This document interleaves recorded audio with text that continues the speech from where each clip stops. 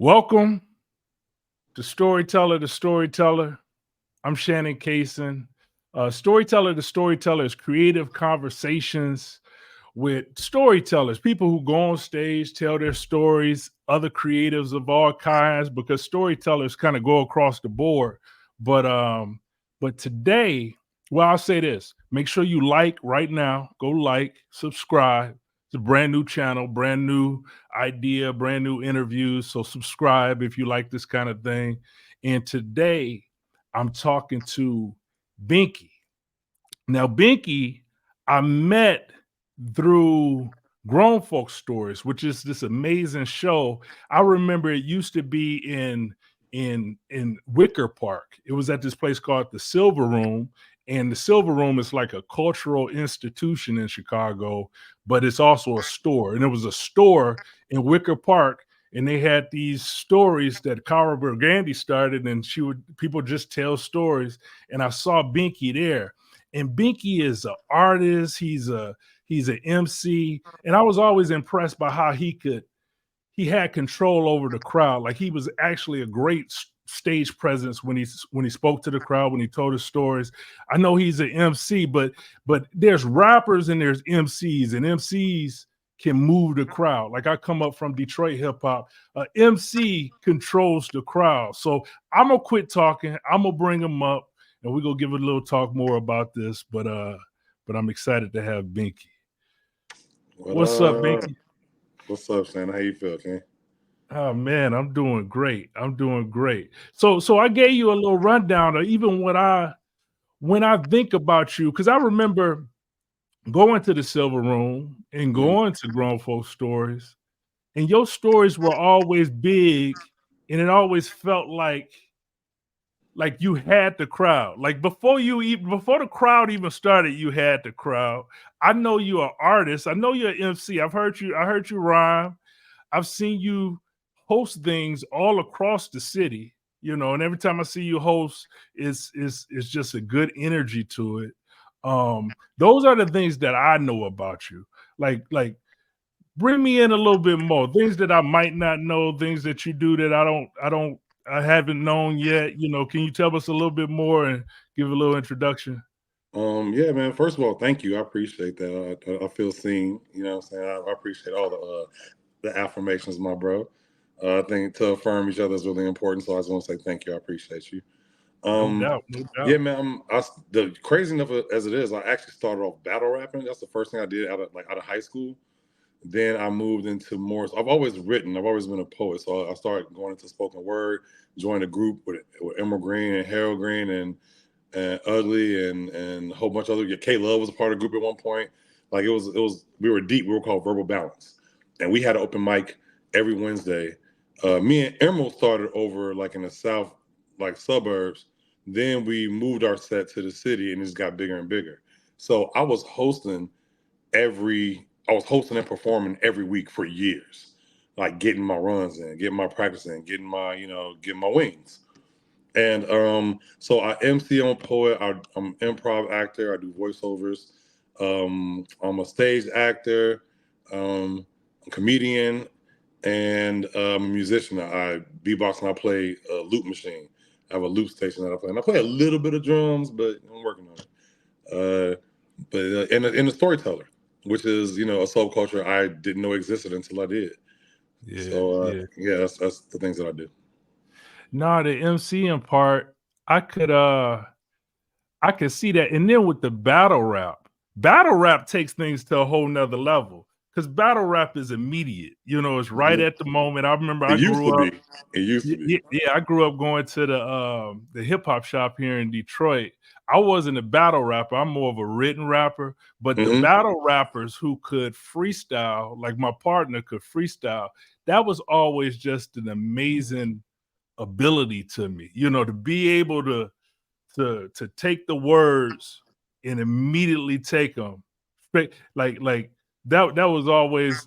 Did you always have that ability, or was that something that you get better as you practice something, but was that something that you was always decent at? Yeah, I'm quick with it. You know what I'm saying? Like it just it's so many things happening in here. You know what I'm saying? And so like I'm able to pick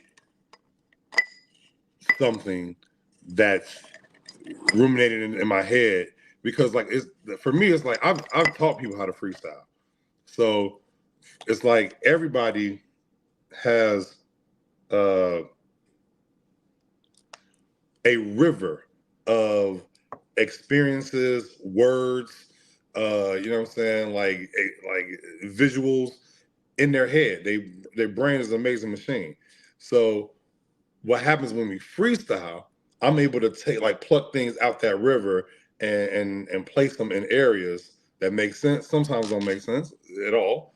But I think people are like, I can't do that. I can't do that. You can. You just gotta, like, people put up these dams in their head, and it stops their flow. The fear of sounding stupid, fear of saying something stupid, fear of not rhyming something, and all of that stuff exists.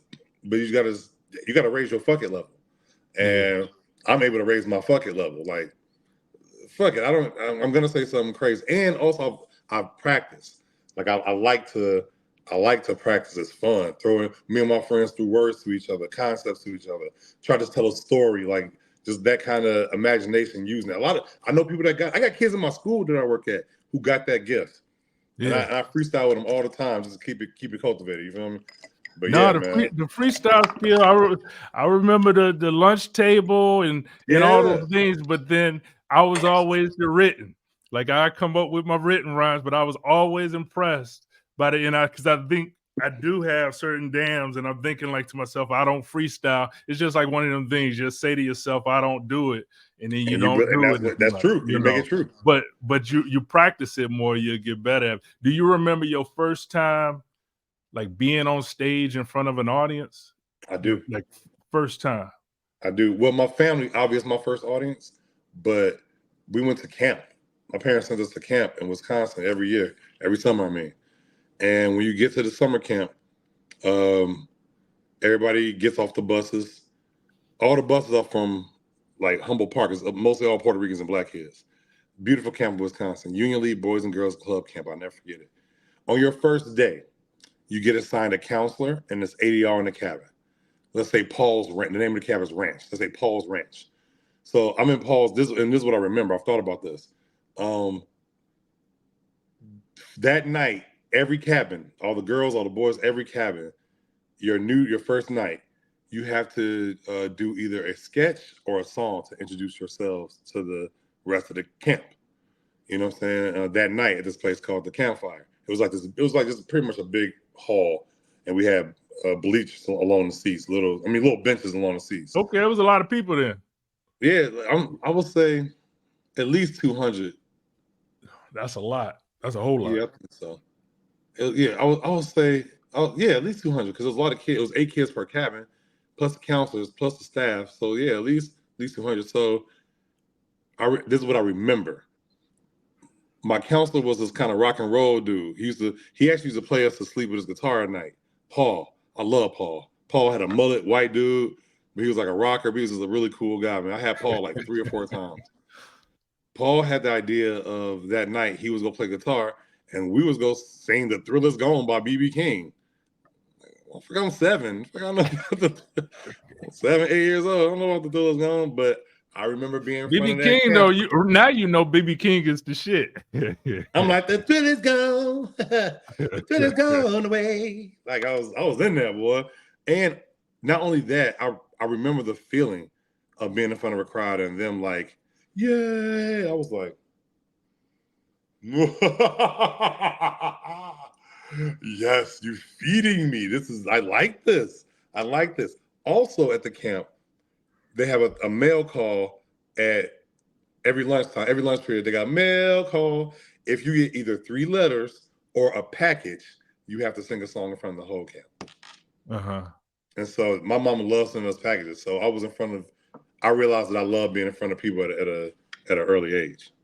You in that same vein, and you brought it up. You was talking about energy, the energy you felt, and it was positive energy to you, because sometimes people can't feel negative energy from that, depending on what state they're in. Now, do you think like that's something that's that's learned, or you born with it in a way? What, the feeling, the energy? That the stage presence, the sense of stage presence. Like, what would you call stage presence? And is it learned, or are you born with it?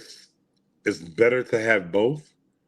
You know what I'm saying? That's how I feel. I think it's better to have both, because like it's hard to teach charisma. It's hard to teach. I ain't gonna say it's hard, but you have to know how to teach someone to be comfortable. You think stage presence in lines with charisma and comfortability. Mm-hmm. And comfortability. Like this is how I feel about it. My motto, my actual motto in life is find a way to be yourself everywhere you go and then get paid for it. Like that's the easiest thing. Like me being on stage is like me being in front of my family. You know what I'm saying? And I think to answer your question, not veer off. It's better if you have it and then you learn how to perfect it, or just like with anything else, or you learn it and you practice your ass off. You know what I mean? Most of the time, I will say, if I had to guess, and I'm just using my own experiences, I would say 60 to 75% people got it in them already. You know what I mean? They have it in them already. People, the number one fear in the world, Shannon, is speaking in front of a crowd. Yeah, people don't want to do it. You see people Motherfuckers do it. rather You get see set on people do it fire, bro. all the time. Yeah. They'd rather be buried alive or set on fire or drown instead of being number one. Spiders don't mean come on, bro. Number one fear. Snakes don't mean nothing. That man with the gun. What's up? Number one fear. They would deal with anything. Freddy Krueger juggling with you is more like appealing than being in front of a crowd. I love it. Yeah. But I think it's until they feel it. Like you were talking about the learn thing. When they feel it, then you almost gotta like you just be like, okay. They could get addicted to it, just like 100%. anybody who loves the stage, who But loves to sing. also the people who are of that afraid, even good energy is not. They're Really? like, Okay, you've seen it all. like, Even with the good energy, they pull away yeah, from yeah. it. Yeah. Hey, I was looking for this, right? And this is something that's in my head that I feel like I've seen and feel like I was amazed by. Did you do the Apollo Yeah. Theater? Yeah. You killed Apollo. You saw it? I saw it. And That's I was crazy. like, that's Binkey. That's crazy. And I was like, you had to tell me that story. Okay. All right. All right. I had a loop pedal at the time. That was my first looping machine that I would use. And I saw a dude named Kevin Sandbloom use it at a set I was hosting. Amazing white guitarist, singer, loop pedal from LA. I got a loop pedal. And so on a loop pedal, if I go click, it go, and I just add stuff on top of it. You know what I'm saying? I make a whole little song out of it, bring stuff in, take stuff out. And so I auditioned with the loop pedal in Chicago. I forgot even how I heard about it. I was working at this terrible job at the time. This terrible job. Terrible job. Like it was just like I hated it because it was like. Anyways, we'll get to that later. I'll tell you the Apollo story. So I know once I'm at the audition that they're gonna pick me. I look like I'm different from anything they've been seeing lately, and I'm pretty decent at it. I wasn't that good as I am now, but I was good at it. And it was and looping wasn't as popular as it is now. So I knew they was gonna pick me. Excuse me. And it was like a revamp of the Apollo, and Tony Rock was hosting. Okay, And I remember. See, I remember that. I remember. Okay. And so they picked me. They flew me out to New York. I was in Harlem kicking it. Man, it was just it was very surreal to be in that space, dog. I was chilling at the Apollo, man. Like it was crazy. So they were filming like 2 or 3 shows in like a couple of days. You know what I'm saying? Yeah. Let's go just span them out. So, boom, my idea was to get on stage and go, hey, hey,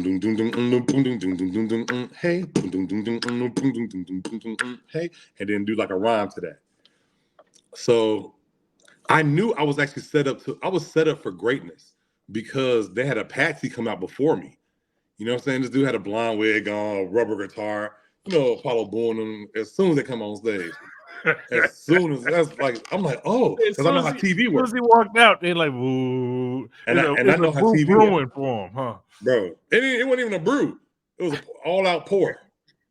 They weren't like boo. They were like boo, boo.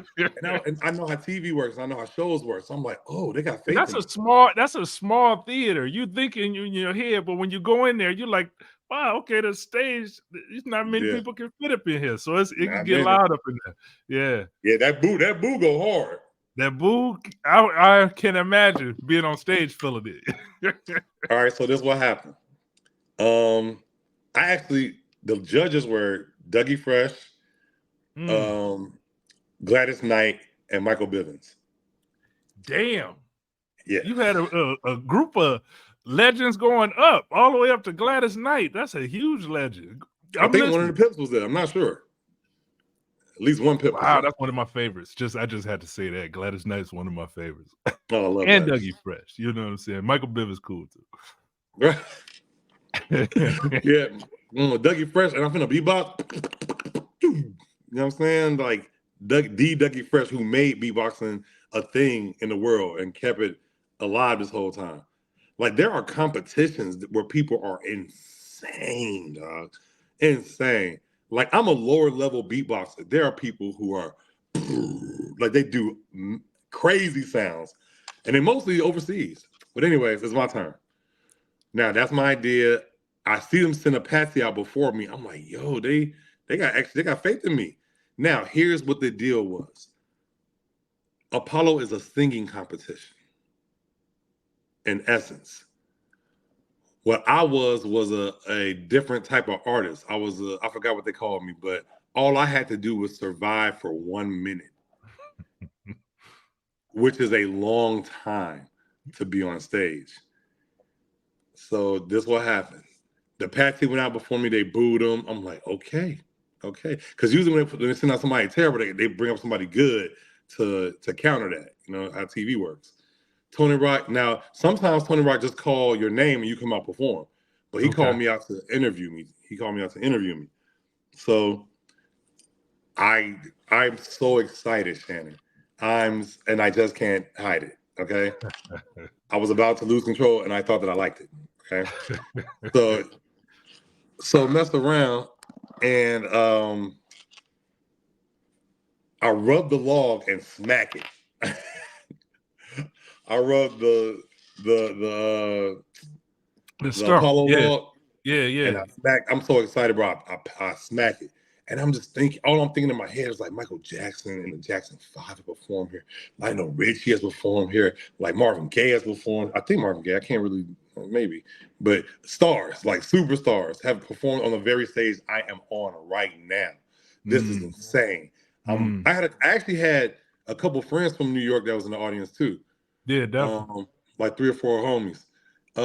Then he interviewed me. We talked a little bit. I tell him what I'm gonna do, and he was like, "All right, man. Hey, do your thing." And I was like, "Okay."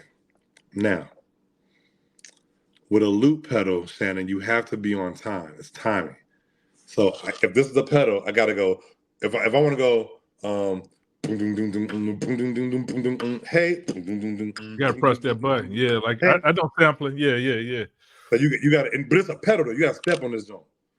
You got to step on it. So I'm so excited. I step on it too early. So instead of hey, hey, it went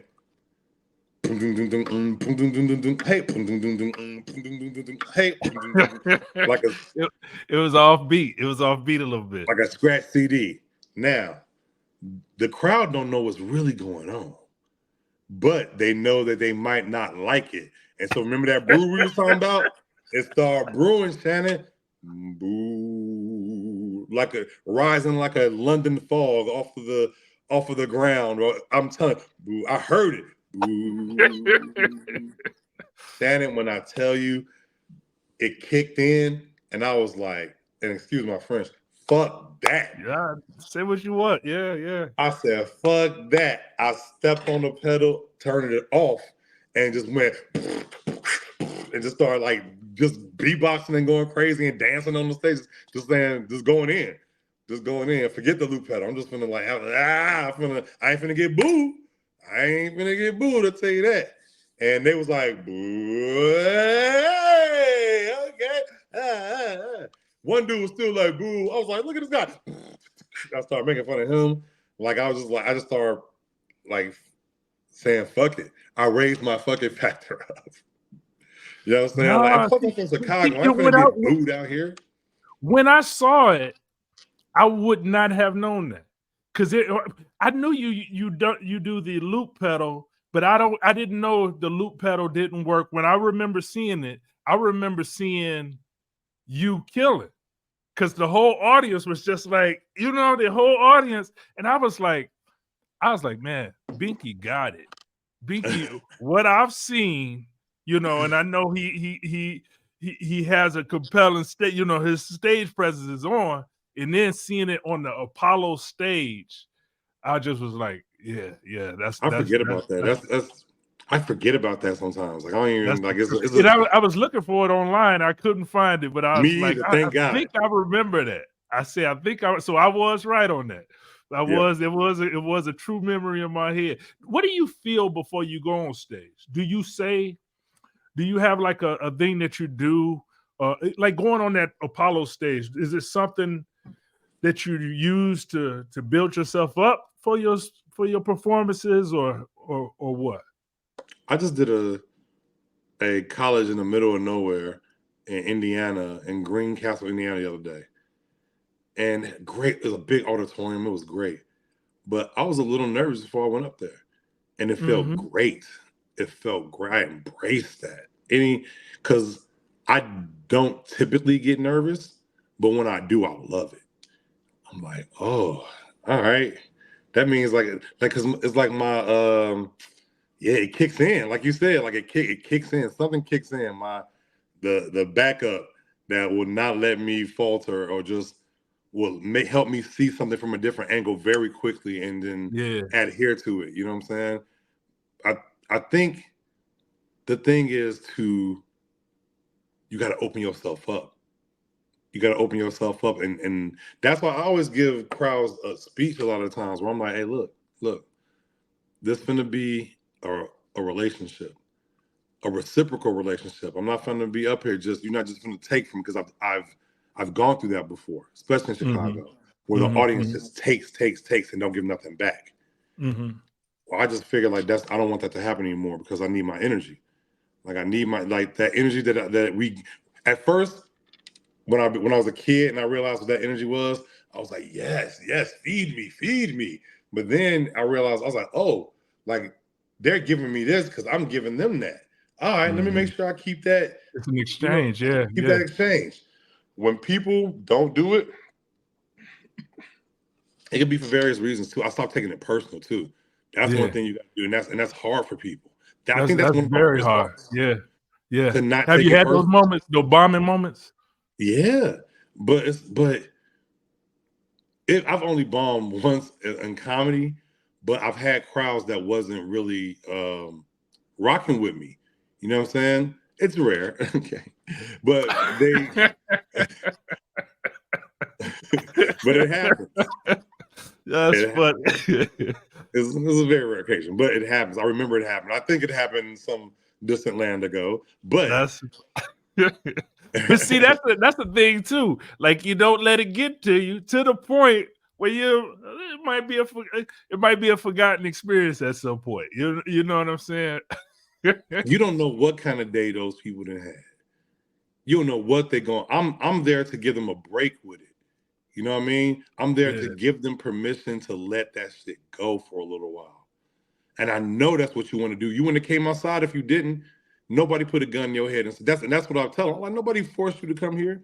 You washed your ass. Hopefully, you came out. You got dressed. You got in the car. Got in the Uber. You made a whole bunch of decisions to get to this moment right here. Mhm. Don't act like I only owe you.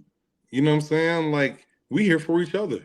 You came to get something. I came to give y'all something. Let's exchange that.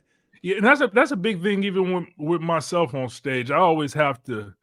For me, like I always have to think of an intention. I have to have an intention on what I'm doing. Like I'm doing this for this, and everybody's different. Like, but for me, it's my thing on like why am I going up here telling this story, or why am I? What do I want to accomplish in this hosting? Like I want to speak to someone, and I consider that because it gives me like a reason to be doing what I'm doing. You know, I'm telling this story not just to get pats on the back and that was the way you use those words. It's like, nah, somebody in here need to hear this. And that's what brought that to me was when you said it's an exchange and these people come here, you know, they need a getaway. They need something, you know. So I have to figure out that intention to give it to them in a sense. I think that's important too, man. That's really important because like, what else are you going up there for? Yeah. It just to feed your ego. You know what I'm saying? If it's like you can get all those things done too. Ain't nothing wrong with feeding the ego. Like it feels good. Yeah. It keeps like, you know, it feels good. But if No you're doubt, only that's part of it. 100%, yeah, what? but not the number one. Yeah, it's not if that is your one, there's a problem in that.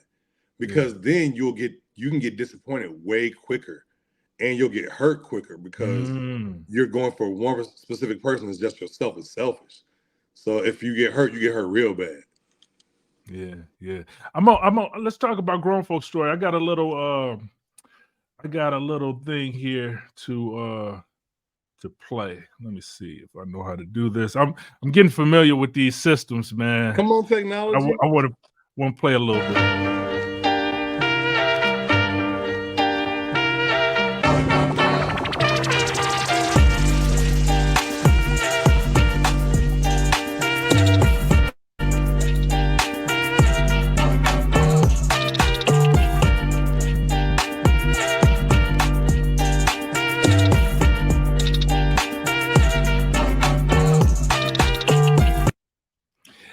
Now, grown folks stories, and I've told a lot of people that's one of the fun as far as in storytelling shows, one of the most original and just fun storytelling shows you go to because you don't know what you're gonna get, but at the same time, it's gonna be a good time, and it's gonna be good looking people there. Tell a little bit about grown folk stories, just a little bit. I know a lot about it, and that's where I remember seeing you for the first time. Just tell it briefly. Explain grown folk stories. Man, grown folk stories is a place where primarily Black and brown people get to come together and share stories that help each other. You got 5 minutes to tell a story. If I pick your name, you got 5 minutes to tell a story, and it's been going on for 13 years now. And like I said, I didn't know this subculture existed until I walked in for Grown Folk Stories. And now I'm a professional storyteller. And now I continue to learn so much from each other. You know what I mean? It's storytelling in itself. Grown Folk Stories is like it's such an exchange of feelings. You know what I'm saying? Like I'll say it makes me feel like I'm not alone in so many areas where I might feel isolated or I might feel like nobody else is going to understand. Grown folk stories with Black and brown primarily gets people to get their narrative out when our narrative has been erased away so many times. So I think it's on like you got Moth, you got the other storytelling you digs, but when you got Black and brown primarily telling stories, we get to keep our narrative. You know what I'm saying? We get to, and that's super important. So I love the authenticity of it too. Like at grown folk stories, you know, like I've been telling stories with probably most of the organizations, but grown folk stories, it's like I don't want to practice it too much. I just want to think of a story, like you said, like you think of what to tell or something. Because I remember you going on stage, I watched some of your stories, and you'd be like, I'm trying to think of what story to tell. And a lot of shows or organizations you go to, you know the story ahead of time. You may have practiced the story with them. They have seen it. You submitted it. You know, grown folks story. I'm trying to think of what I want to talk about today. Hey, Shannon, let me tell you something. But it's the most amazing stories that come out of that. Oh, for sure. Yeah, Shannon, let me tell you something, bro. I've done the other storytelling events where they want you to write and send it in. I never send that shit in. I never send it in. Like you just killed the Apollo, so you know what I'm saying. I remember. Look, I was listening to it was Glenn Washington. I know you did Snap Judgment, but Mark Ristich, one of the hosts, one of the producers, and he was saying Black Thought hadn't practiced or hadn't come to the practice, and I was like, it's Black Thought. I was like, chill out, it's Black Thought. Black Thought is like master level of all of it. You get what I'm saying? Freestyle, rhyme, speaking, interviews, all that. So yeah, I think it'll be fun. Just trust. Yeah. And you in that. You get what I'm saying? So whoa, take it easy, buddy. Yeah, no. I'm saying you in that vein. You know, I appreciate that. That's still damn. That's big. No, certain MCs is in that vein. Like I would say my boy Beej, my old partner. He's an entertainer. You know what I'm saying? He's gonna feel the energy, and he gonna start dancing. He gonna start doing things to bring you, to make everybody have a good time, and him to be fed as well. But yeah. So you never send it in, huh? Like never. I can tell them what it's about sometimes, but sometimes I don't decide, and I'm not even trying to cap. Like I don't even blah blah blah blah. No, I'm just saying like it's better for me sometimes. Have you seen what's some wild experiences you've seen or experienced at grown folks stories? Any memorable moments that stick out to you that you think about? Because I think it's some memorable moments. Give me one. Yeah. My ex-wife, she just walked. I'm at home in Detroit. We still great friends, what she used to wear to grown folks stories sometimes. I used to be like, so you gonna wear that romper with I'd be like, all right, enjoy your life. You wear the romper with the loose bra. Okay, thanks. Yeah. So we used to have fun. Bring our chairs, and it'd be so many people. It'd be so beautiful too. So many people you meet there too. Oh yeah, if you're single and you go to grown folk stories, bring your game with you. I totally forgot people used to stand up for the whole thing. I was one of them. At the Silver Room. You would bring your chair so you can have something to sit on. That's crazy. Yeah, that's crazy. All right, one of my memorable moments. Gandhi started it, and you was doing the shows, and I have to speak on Cara Burgundy real quick. I take hosting seriously. You know what I'm saying? That's what we're talking about it right now. Cara is a phenomenal host. I looked at it. We both had like entertainer crushes on each other because of what we were able to do with a crowd. And it was like, it's one of me. Like, you know what I'm saying? Like it was like Wonder Woman and Superman was like, oh, what's that? That's crazy. You do that? I do that. I'm okay. That's really wrong. But like she was amazing at no matter what. Like what people have told me about me and my ability to connect, like to say something that connects the story, whatever I'm about to say next, no matter what story was told, I seen that in Cara Burgundy, man. Yeah, I think it's y'all vulnerability, and it's something that y'all care. You get what I'm saying? Like some hosts, you can feel like they really don't give a fuck about me. They just hosting this show. They really, but sometimes with Cara, I felt like she cared about the show. She cared about the people. She cared about what she wanted to create with that. She cared about the mission of it. And then with you, it's a we're doing all this affirmation, but I feel like, you care.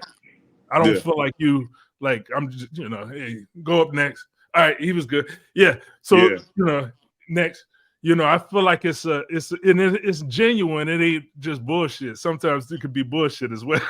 Yeah. Oh Yeah, yeah. people bullshit their way through. But I think you have to touch on that, like get that to where you care for whatever it is. That's why I say with me it's intention, and then I can care somewhat. You know, yeah. But That's the actually show, the that's smart. evolution of it. How did you get involved in hosting? I know you always been a part of it. They asked you. I always wanted to host. I always secretly wanted to host.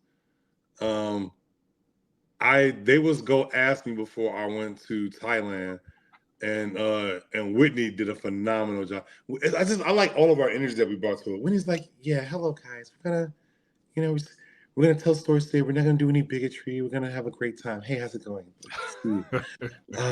Like she was so pleasant with it, man, and was very understanding and empathetic, and she cared too. You're right, like care is so. Yeah, she was about to do other things, and then I came back from Thailand. It was like perfect timing. So That's they just awesome. put me in there. Oh, Now my question: the memorable experience. Yeah. Anything jump out? One is the first time I went, and I always tell the story at the beginning of Grown Folks. I say Cheese was up there, Lily B's sister. Her name Cheese. Yeah, I know her. And Cheese, I heard the story. She was like, yeah, so we was 69 and it was dark and something hit me in my forehead and I don't know what it was. And I was like, what is this? Where am I? I'm staying. I like what she's keep going. This is what? The fuck? And another one is my little sister actually going up there telling the story and being great at it. Oh, that's my awesome. little sister did a great. Every time she's going up there, she's killed. And I was like, damn, my little. And me and her, like, I got 5 sisters, and that's like my little nerdy sister friend. We always exchange nurses together. So to see her get up there and do that was actually really cool. Nah, that's beautiful, man. That's beautiful. That's beautiful. Yeah, no, it's so many good stories that you hear through there, and then it opens it up. Like when you hear 69 and something bump me in the head, then I'm like, okay, well, I can tell all them stories that I don't want to, that I've been holding back. I got a crowd there that listen to these wild like she was ones only that I holding got. one of my balls, like on purpose. Like just one. You like, what the fuck is this? I get to tell that story? All right. People relate. People relate. What's the qualities of a great story, and then plus like of a great storyteller as well in your eyes? Like what are some of the qualities? Great story, great storyteller. Biggie, Nas, Dave Chappelle, Slick Rick. These are people who have great story. Richard Pryor, great storytelling abilities. You know what I'm saying? One thing on Dave Chappelle, he makes you feel like he's talking to you. That's the best type of relatability because we're trying to find a connection here. That's what we're doing. You going up there to connect with somebody. Like somebody needs to hear this. If somebody needs to hear that, that means y'all connected for a second. You know what I'm saying? Imagine that like some blue lightning came out of you every time you connected with somebody in the crowd. You know what I mean? Like it's a personal thing. So great storytelling has to do with connection. You know what I mean? Your ability to connect to somebody without feeling uncomfortable about it. You know what I'm saying? Also, relatability is a beautiful thing, and a beginning, a motherfucking middle, and an end. It seems simple, but a great storyteller got a beginning, and in that beginning, you can sometimes you can understand why they're telling it because sometimes they set it up that way, or it's just boom, just jump right in. But it has a beginning, and then there's a middle. There's a transition. Something happens, a climax, if you will. Some type of change happens where you're like, and then there's an end that sums it all up, and there's a lesson learned out of it. That's a great storyteller. So sometimes there's stories that you just tell them to be telling it. It don't have no point. That's okay too. But know that going in. Yeah. You know what I'm saying? So I think a great storyteller is a person that's able to connect. A great story is something that has a beginning, middle, and end, and a point. Now I love the vision that you have with that too. The blue the blue energy going from one person to the person who needs it. You know, just seeing that vision in my head, I'm like, that's pretty dope right there. Yeah. Has it been a story that you heard that you was just like, wow, like story on stage that you heard? It could be grown folks or any place that you was just like, wow. I got a best friend who I met in Thailand. We became brothers. His name is Muhammad Ali. We call him Mo. He lives in Canada by way of Somalia. He's told me some ridiculous stories, and I believe every single word because he don't lie. He's a weird, quirky dude. He talks like this. This is his voice. Like, honestly, he's a bald Somalian guy, goatee, glasses, hat backwards, good guy.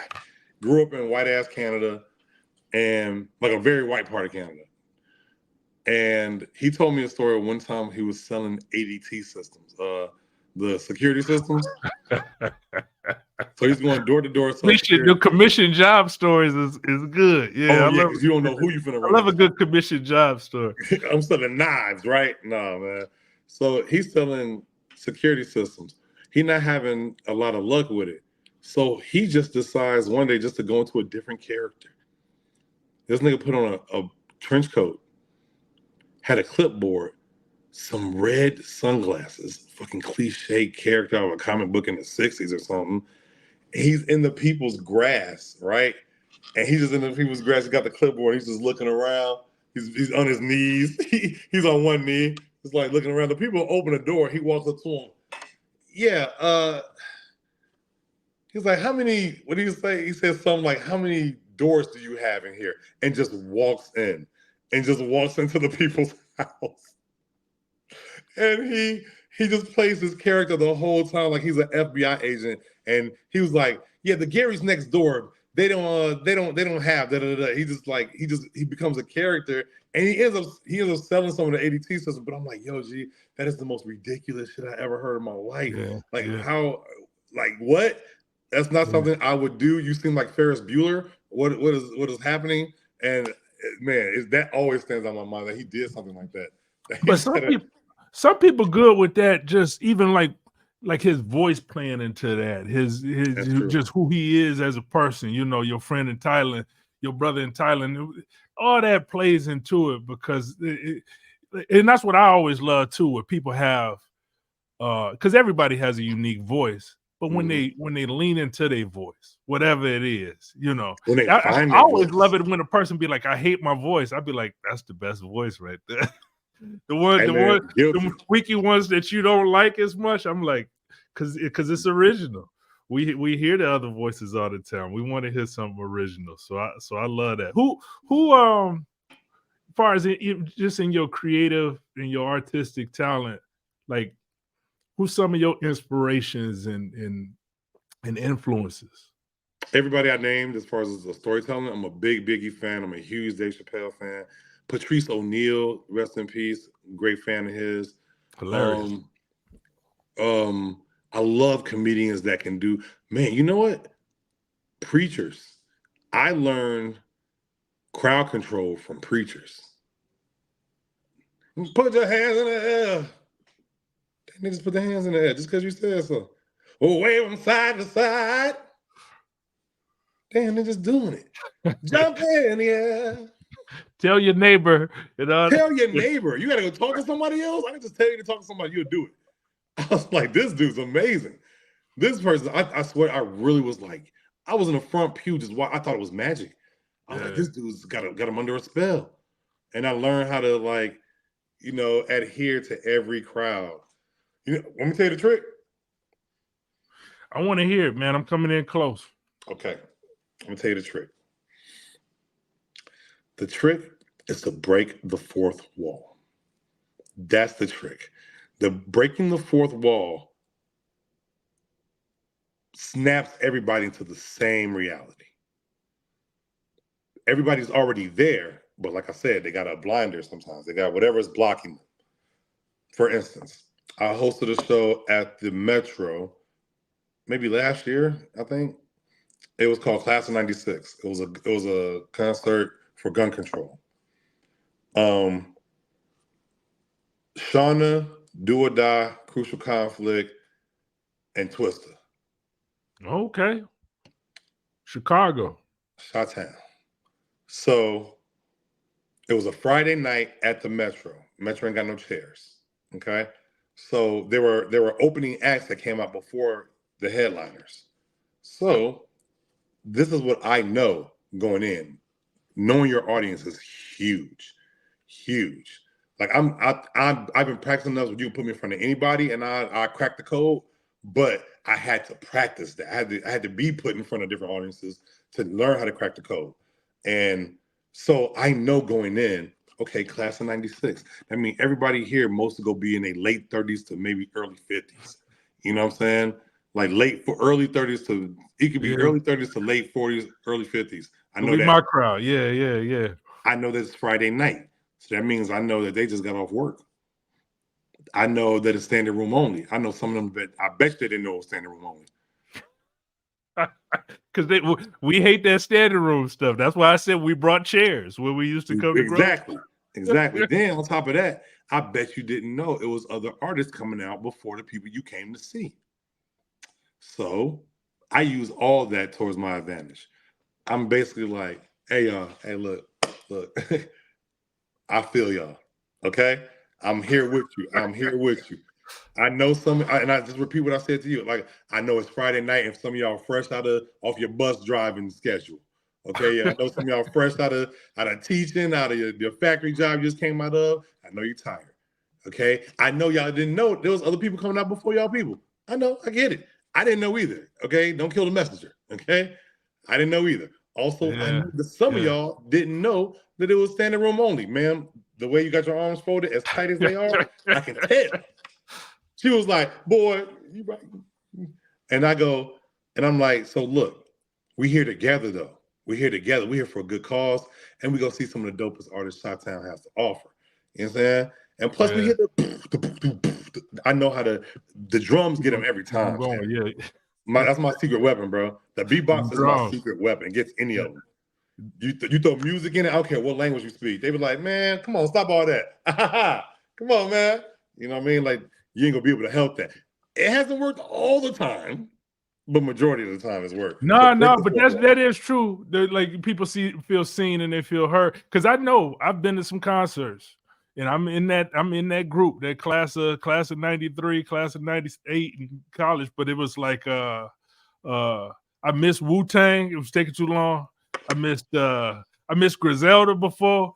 Like I saw all the people, but I didn't see the main people. I was like, right, you got like 40 acts to come out before. I gotta get up in the morning and go to work. You feel, and that's what I'm saying. When you know the crowd, you can empathize with them. You can sympathize with them. You know what I'm saying? Like let them know. And when people feel seen and heard, it is a relief. You're right. I know it is for me. I know it is for me. You're right. Let me go through some segments with you. I like these segments. I thought of these the last conversation I had because it's stuff for me, but also other people might want to know. So I call this read, listen, watch, binge. Like read, listen, watch, binge. What's a book you think everyone should read? Malcolm X. Malcolm X. Because it's a story, it's an American story. It's a story that I like that. It's an American story. Yeah. It's an American story, and it shows someone's rise to greatness through the mud. You know what I mean? And how in such a short time he influenced somebody for the rest of their life. You know what I'm saying? Like, yeah, he wasn't Malcolm X for a long time. But when he affected the world. That's a good point. Yeah. Yeah. What about podcasts? What about podcasts? I don't know if you're a podcast listener or not, but podcasts consider YouTube shows too. But tonight's conversation is good. They came to Chicago. I saw you on there. Yeah. Yeah. I did. I saw you on there. Even from the audience, this man was you had control of the crowd, man. I was like, so the guys on stage, they was like, who are you, man? Who are you? And I was like, I do stuff, man. I got a question.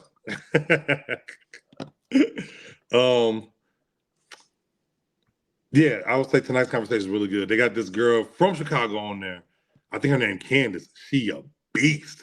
She a beast with the advice and with the fourth wall breaking. That's really just I love somebody keep it real. So yeah, podcast is tonight's conversation.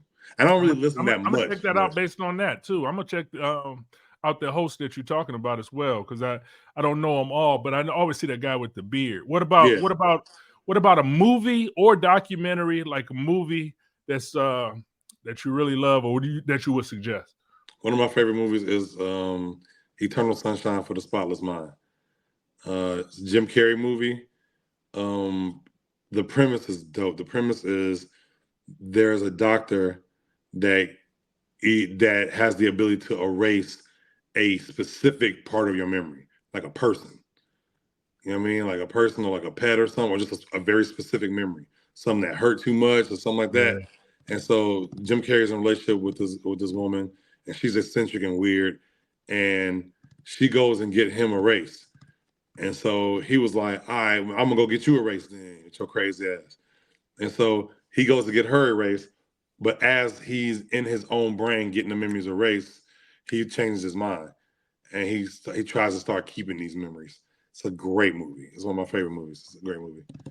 I think I'm gonna jump into that again, just based with that that kind of premise that you laying for it. Because I've seen that, but I didn't even think about, I forget what the premise is of some of these movies sometimes. What about, I'm gonna ask you because, let's go into this. Binge TV shows. The Last Airbender, Avatar. Okay. The Last Avatar. The Last Airbender is such a well-written cartoon. It's so good. Yeah, it's just a well-written. It's got everything you want. It's got fighting. It's got great lessons, great writing, and great character development.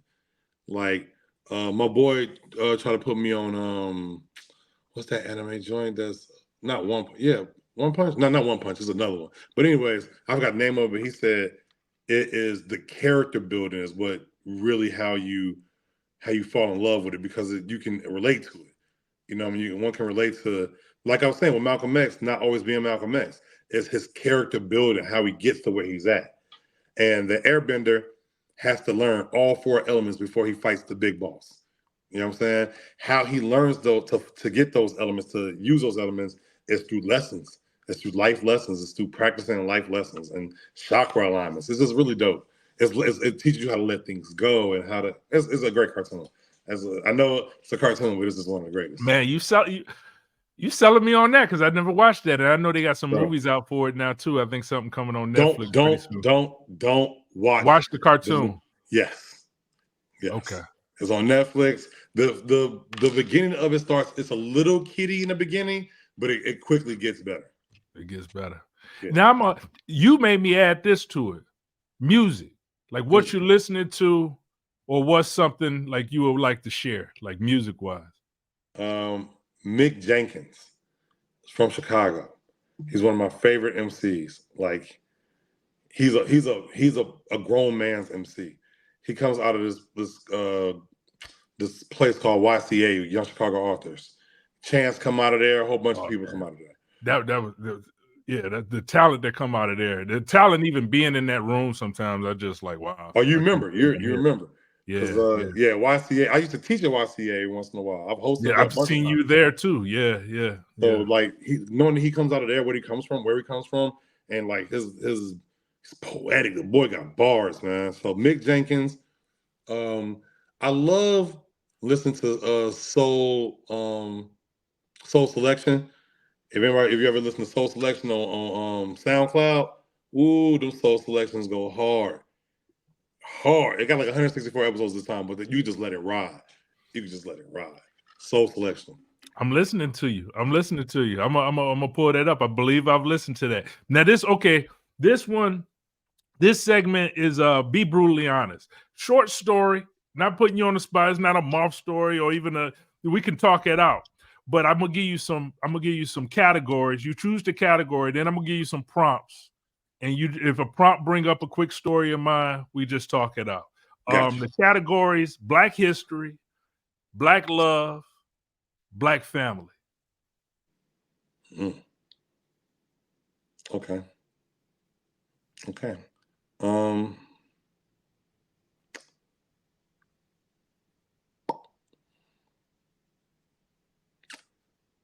I have. No. Pick one of those categories. I'm gonna go Black love. Black love. A story about a relationship that has contributed to your personal growth or self-discovery. And you can say pass, and I go to the next prompt. But if that brought something to mind, give me one more prompt. Let me choose between the two. A story about an unexpected connection or friendship that blossomed romantically. I'm gonna go with the first one. One that taught me a lesson. Is that what it was? Yeah, contributed to your personal growth and self-discovery. Man, going over to Thailand, I fell in love with this woman, this half black, half Puerto Rican woman from Boston. And when I left Chicago, I was really in a mode of getting rid of my fuckboy ways. You know what I'm saying? Like I felt the change. I felt the change before I even went. You wanted to move past that. You wanted to move. Okay. I really did, man. It got to the point where I was like really just sick of hurting people I said I love. You know what I'm saying? Like my conscience was different.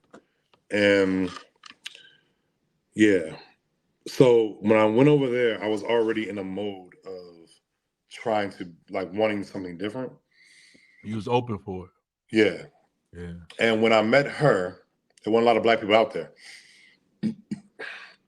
She and I started a group called Black Packers. Start building a black community out there. Like one person at a time. Every time I saw a black person, I'm like, hey, come on. We made it. We made it. Don't act like you don't see me. You see me. Come on. I'm rolling up on my scooter on skirt. Come on, give me a hug. Let's go smoke. Let's go eat. Let me show you around. You know what I'm saying? And with her, she was such she got on my nerve too. She also got on my nerve. You feel me? But like I never had taken care of anyone the way that I took care of her. I never poured out into somebody. I've been taken care of by women before, you know what I'm saying? But like at this juncture, at this point in my life, and I have the focus to do it because ain't nobody else around. I got the freedom to do it. I'm not working. All I'm doing is enjoying weather, eating fruit, going under waterfalls and doing drugs in the jungle. So I got this freedom out, this new freedom, and I got this new love who I really love. And both of us have cheated on almost all our exes. You know what I'm saying? Almost at that time. And so we was like, let's try to do something different. We started doing like practicing, like trying to practice poly stuff, going to meetings, going to classes for like really taking it seriously. I was doing it in Chicago, but I was not. I wasn't doing it. It wasn't in a true way. It was. Yeah. I get you. Unethical. Yeah. It was unethical. Yeah, I get you. Unethical. Yeah. That's the word. Yeah. And so I'm in there trying to practice ethical poly and giving onto myself and taking care of somebody. And I learned a lot. I actually gave her more credit, too much credit at the end. She deserves credit because she's a wonderful person. But she was also a problem. And her being a problem made me raise my vibration because I had the capacity I had, you know what I'm saying? And I had the area to do it in. You know what I mean? Like I used to be like, man, thank you so much for raising my vibration. But it wasn't her that raised my vibration. It was me deciding to raise my vibration as a result of being in this loving relationship. That's problematic as fuck sometimes. Yeah, no, I understand. Yeah, so being with her and being in Thailand at that time was a huge step up in my emotional intelligence and my empathy and my communication. And I'm still working, you know what I'm saying? Is she still apart, or where how did that relationship go? I dumped her twice. Shit. But she just at that time had a level of self-centeredness where I was able to recognize it.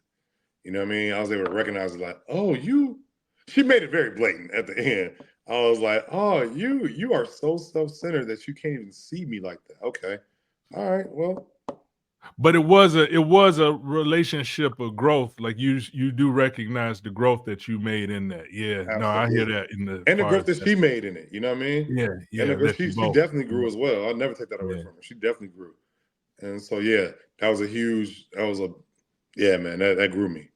Man, I appreciate you sharing that. That mean a lot, man. You going into your bag of life and and pulling out that important point, you know? Yeah. No, that's what's up. That's what's up. I appreciate you. I For sure, appreciate man. I you. appreciate you asking. I haven't thought about it in a while.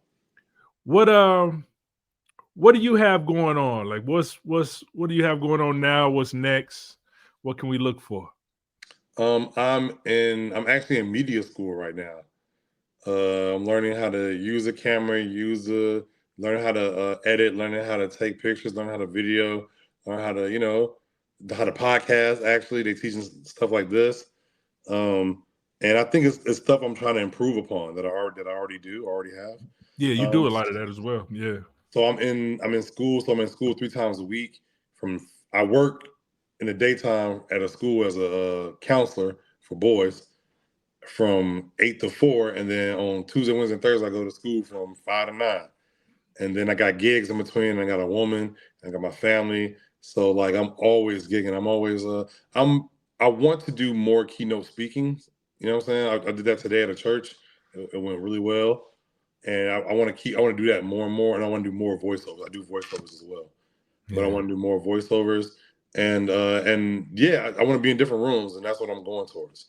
I want to be in different rooms and like bigger rooms, and yeah, that's actually what you got coming next. I'm still doing the grown folks Grown every folks? month, every third Thursday of the month. Every third Thursday. Listen to that. Every third Thursday. Yeah, come through. That 7 comes close. PM. Yep. Yeah, Nah, that's what's yeah, up. that's what I'm on, That's man. that's what's up. I put your Instagram right up there, Binkey number one. Yes, And sir. whoever contact you, I suppose through there is good because you got a lot of good stuff on there as well. I You know. appreciate you, man. Yeah, yeah. No, man, I appreciate you. Thank you for talking with me and sharing more about the stage presence part of it as well, because I honestly look at you and I see how you control it, like an MC move the crowd, like for real. But you go into the in depths of that and to break it apart a little bit and to tell us some of the details of that. That does mean something. I got something from it, even when I replay this and listen to it. I'm sure I'm gonna get more out of it. So I appreciate you, Brand. And I'll be at Grown Folks Story soon, telling some stories. Yeah, man, come on back, bro. I ain't seen you in a while. Yeah, yeah. Stay online. I'm gonna wrap it up, but I gotta talk to you real quick. I bet. They right there. So I appreciate you for being here for Storyteller the Storyteller. This is what you go get every week. I'm talking to people. I know a lot of people. I've been telling stories a long time, all over the place. So I'm gonna have podcasters, storytellers, comedians. I might even have some preachers, some pimps, some just all kind of people on Storyteller the Storyteller. So make sure you like, subscribe, become a part of the community, leave a comment, talk to me a little bit. But we'll be back with more and more next week. I'll see you soon. See you very soon. Mm. Now that's homemade.